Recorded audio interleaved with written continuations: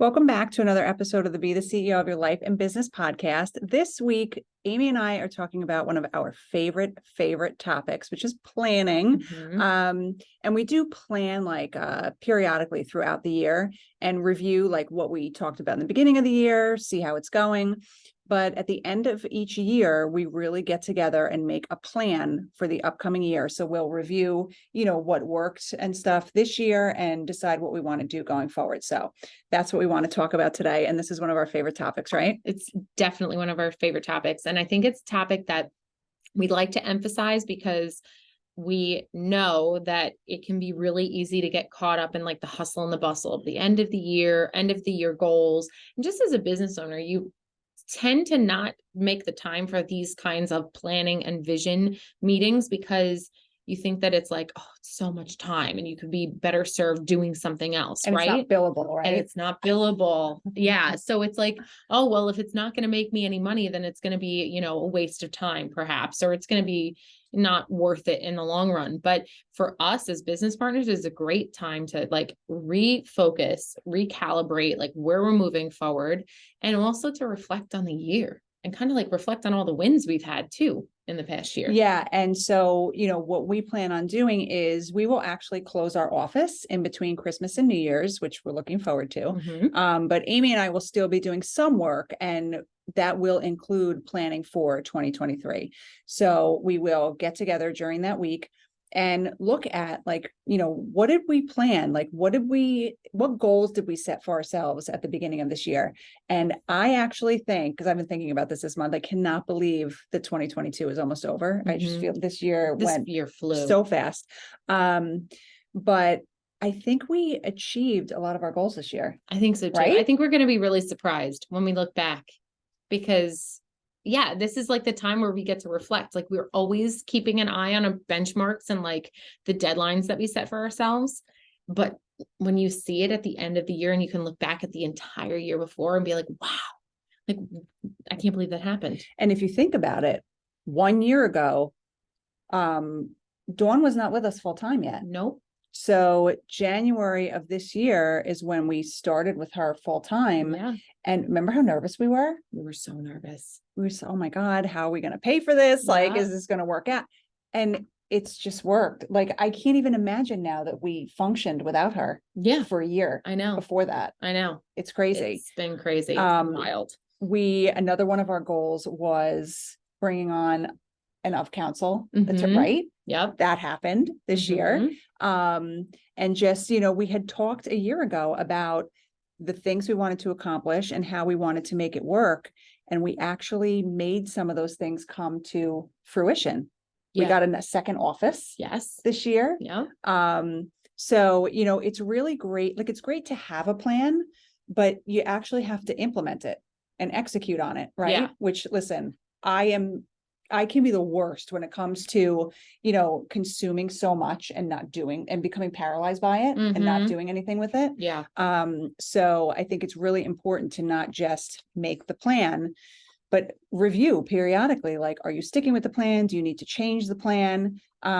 Because then you can actually see whether or not you're meeting your goals, right? Yeah. And I don't want you guys to think too that we're like sitting there planning out every single week of the upcoming year. No. I think we're just broad stroking things that are on our vision board and then things that are actually concrete, actionable items that we can actually achieve throughout the year, whether it be revenue markers or it be like, the addition, like the physical addition or expansion of our team, any of those items we can actually start working towards and kind of set some deadlines too, to when we want to achieve them and when we want to see them.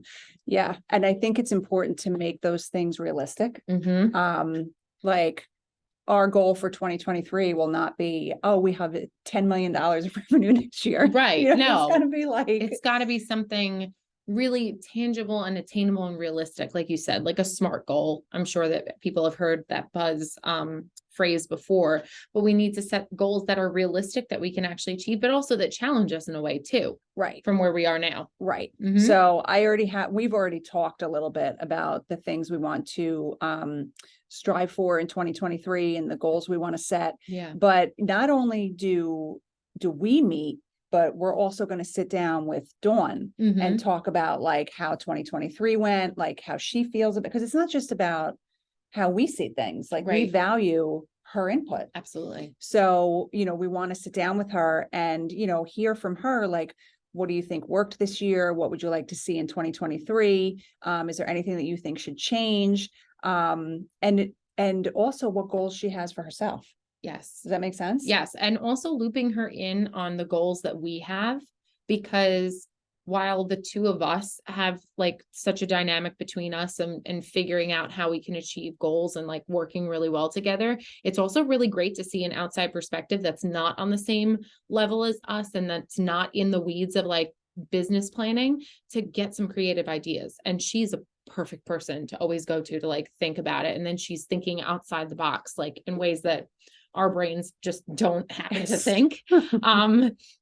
So really looking forward to it. And as a business owner, I think that's also really important to keep your team in the loop with what the higher visions for the business are. Because if you don't, and you just keep it to what their good, like what their goals are, or what they can do better, or maybe things that they really excelled on, it also could leave them feeling like a little bit detached from what the vision and the drive is for the next year. So you don't have to give them all of the intimate details, but I think bringing on your team members so that they know what they're working towards next year, what's important for the firm, is really important. Yeah, I think it's so important to incorporate your team, because we never had that, right? No. So for Amy and I, when we started our own firm, it was very, very important to us to not only be in close communication with each other about how we wanted to build the firm, but once we took on Dawn, and now we have Alejandra, the attorney who's of counsel,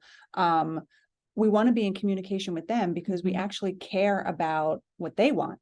Yes. And how, I mean, Amy and I, yes, it's our firm, we own the firm, but we can't build it without others, Oh, totally. right? And this is a conversation that you actually just had without going into too much detail. We're building a business together.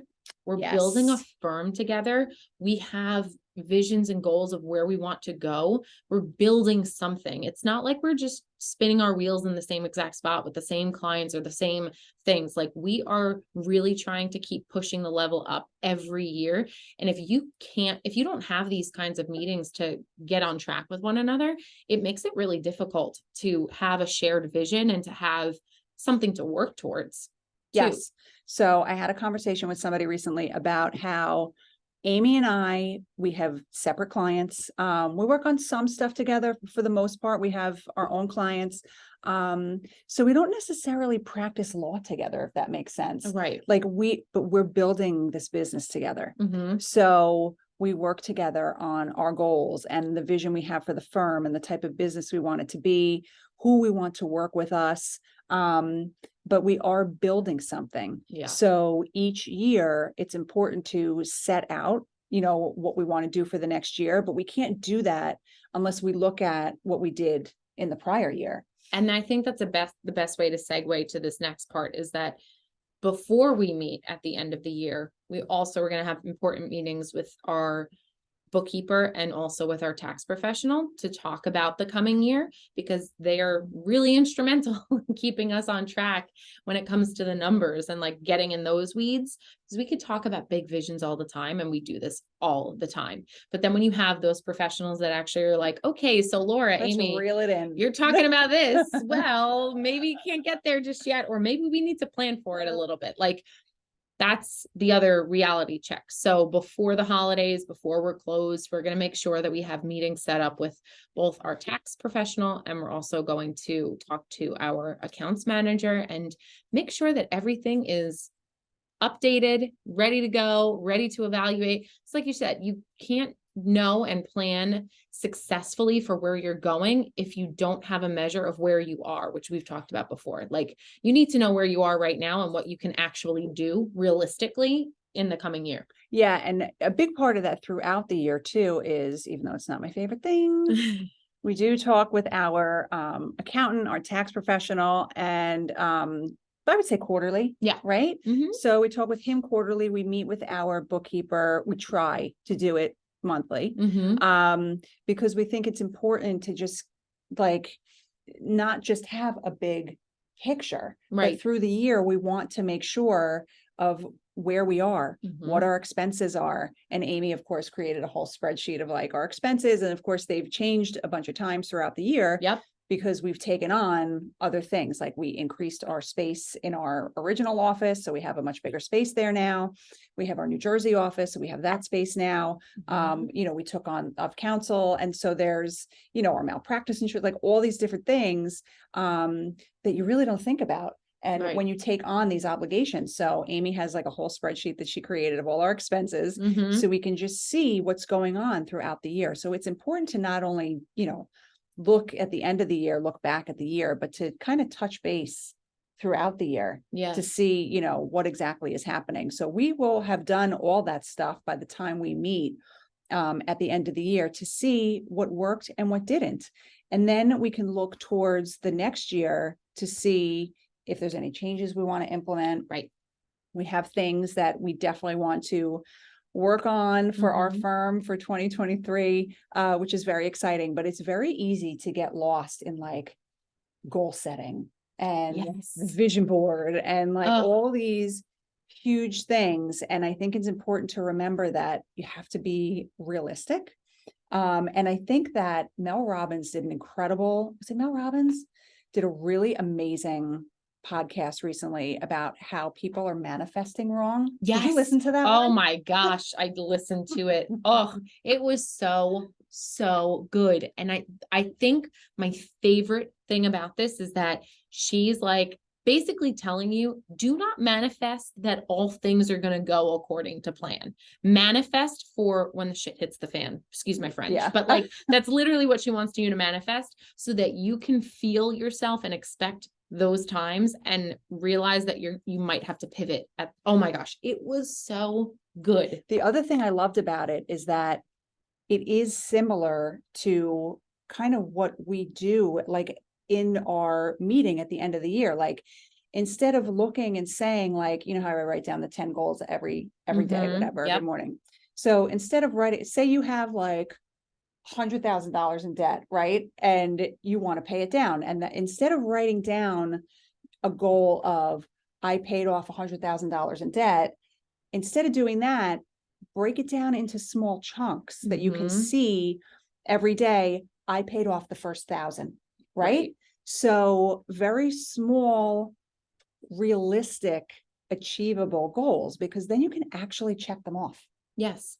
right? Because how do you eat an elephant? One bite at a time. That's Right. like, that's it. And you have to be able to chunk it down and do these bite size. So like, while we can get so excited leaving one of these meetings and being like, yes, we're revved up for 2023. Number one, we still haven't folded the rest of the team in, and they might bring things to our minds that we never even thought of. So we have to be prepared for that. But number two, it's like, okay, well, so now how do you put it into action? Because you can't, attaining so much knowledge or having all these different goals that you want to work for is great, but until you actually apply it and do, then all they are just goals.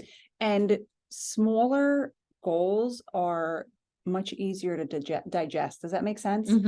And they feel more realistic. Yeah. So instead of us saying, okay, in 2023, we want to hire 5 new attorneys, Right. it's just not realistic. It's just not realistic. Right. So we could say, okay, we want to bring on 1 more attorney in Right. 2023. Right. That's doable. Yes. And that's realistic. Right. So when we sit down and we set our goals for the next year, we're not thinking like huge, right? No. Do you agree? I agree. And also, let's stick with that example for a moment, because maybe, just maybe, there's a little truth behind it. But we all would also say, okay, by the end of the first or second quarter, we want to have a new person onboarded, and we make it, you know, contingent on a time period as well, because you can say, oh, I want to add 1 more attorney. And then it might be next October when you're like, you know what, I'm drowning. I really should be hiring that.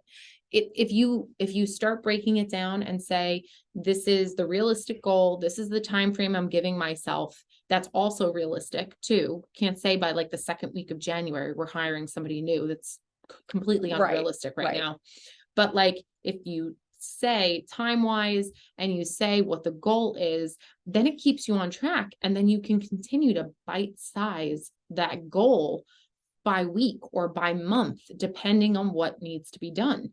And I think that's really important, that's what this kind of meeting is for, because you might not be able to do this high level planning in the middle of a really busy week. So Right. you have to make the time for it. Yeah. And I have this notebook that Amy knows. It's like, I have had it since before we started our firm. Mhm. And it's the notebook I use to write down was it our vision or like, what's the word? Not a mission statement. Our values? Is Yes. that what it was when we Mhm. first Yep. started? Yep. I still have that notebook and I use it every year. So when we do our planning, I'll be able to look back to November of 2020, It's crazy. when we sat down and wrote our vision for the firm. And so I can flip back and look at that and see where we've come. And I have to go back and look at it. So Maybe there are cool. some things we had on there that we haven't achieved. I don't think so. I don't think so I don't either. think so. Not at this point. No, but we're very intentional Mhm. about the steps that we're taking, about the expenses we take on, and how we want to build our firm, because it's okay to have a big vision, right? Oh, yeah. So you can start with the big vision, and we had that and I think it's changed a little bit. It It definitely has changed a little bit. Like, for example, in the beginning, we were like, we're going to be a virtual firm. Yes. Virtual firm, that granted, that was also still during COVID, so that was fine. Yeah. But over the last 2 years, we've really recognized that we really enjoy working together in person. Totally. So one of the things and we do it much more now, but one of the things, at least for me, that we're going to work towards in 2023 is spending more time in both of our offices together. Yes. Okay. So it doesn't mean it can't change. So Right. our vision in that respect was different when we first started than it will be when we sit down in December. Which is just another reminder that you have to remain flexible. What is it? I think there is a phrase where you have to like remain stubborn in, your goals that you have, but remain flexible in your approach. And that's something we've talked about ad nauseum, is that you really have to be able to adapt. And when things come up and you need to make these pivots and these shifts, like recognize it, talk it out, figure out what the best course of action is, take that course of action. And if it doesn't work, okay, figure Fine. it out. Fine. What did I say to you when Yeah. you left the last firm? I said, Yeah. all right, so if you're not happy, if it doesn't work out, you go find something else. Yeah. Like nothing is permanent, Right. right? It doesn't have to be permanent. So you set, and the same goes for your vision and your goals, like set some goals, think about where you want to be for 2023, which is what we'll be doing. Mhm. And those things will most likely change throughout the year, at least in some respect, Yeah. right? Will change throughout the year. So it's great to sit down, make the plan, but also be open to the fact that your plan might change. And don't be afraid to also look through the past year and look at, any measure that you've been tracking with, whether it is the amount of time that you've been spending on clients. If you're an attorney like us, look at your billable hours, look at, the clients, the ebbs and flows, like when things were really busy, when things weren't, because all of that tracking is going to help you also plot ahead and plan ahead for what 2023 might look like. So for like transactions, we know from now until probably February, it's going to be a little slower for some of our real estate transactions, but come March, we need to be like ready to go, because that's when everything starts picking back up before the summer months hit, and then into the summer months, it's just crazy. But when you can look back and maybe that's something that you need to do for 2023 so that you can do this at the end of 2023 or periodically, is start tracking where you are, start taking stock in the goals that you have, and start keeping a measure of something that you can look back on and reflect on, so that you're not like, what did we do this month? Or like, how did we go from here to there? You have something And to you look at. can do this, like, you don't have to be a business owner to do No. this. Like, this can apply anywhere. If you work for somebody and you have your own personal career goals that you want to achieve, you can set your own goals. You can do this personally, like if you have financial goals or if you have like health and wellness goals. Mhm. But whatever it might be, sit down this month, look at what you did this year in whatever respect you want to look at, and set a plan for 2023. And we think that if you really sit down, look at what didn't work and what did work, you'll be able to come up with something, understanding that you might have to be flexible for 2023, Yep. so that you can make a plan to achieve your goals, right? Yeah, I'm so looking forward to it. It's one of my favorite days of the year. Yes, and we love our planning. So we hope that these tips are helpful for you. We thank you for spending time with us, and we'll talk to you on the next episode.